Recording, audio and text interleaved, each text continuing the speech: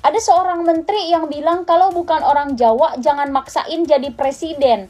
Rakyatnya dipaksa untuk Bhinneka Tunggal Ika, disuguhkan dengan isu-isu intoleransi. Nyatanya pejabat tinggi negara Indonesia ini juga nggak Bhinneka Tunggal Ika sama sekali.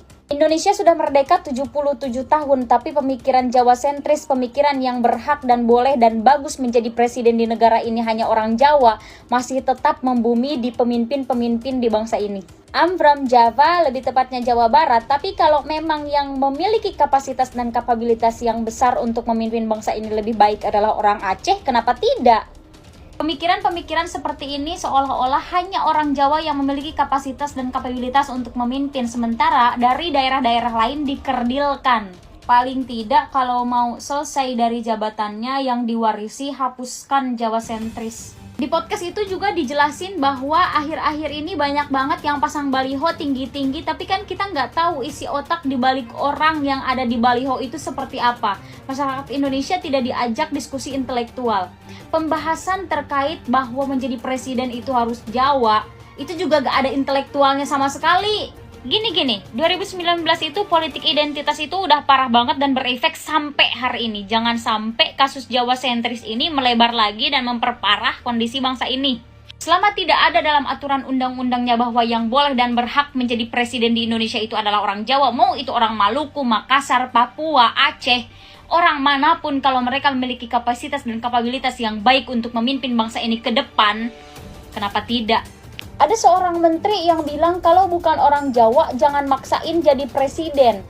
Halo Mbak, saya mau nge-stitch videonya ya. Mohon maaf, saya tidak mau menyalahkan atau menyudutkan dari sudut pandangnya Mbak.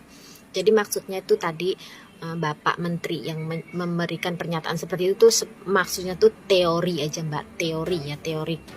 Kalau fakta di lapangan sebenarnya kita warga Jawa ya, Indonesia itu sebenarnya ya bisa aja semuanya mau kalau mau jadi capres atau presiden itu bisa, boleh. Tapi kan ya nanti kembali lagi Mbak ya, ada yang mau milih enggak, yang pertama ya kan jelas harus pilihan rakyat ya kan. Terus yang kedua ada partai yang mau mengusung atau enggak, itu loh Mbak. Jadi sebenarnya hal yang paling penting poinnya itu partainya mau mengusung atau tidak. Kalau rakyat mau memilih tapi nggak diusung, dia nggak dijadikan kandidat gitu kan, ya nggak bisa. Kayak Pak Habibie kan orang Sulawesi ya, tapi kan kayaknya dia ada darah Jawa, kayaknya saya lupa gitu loh.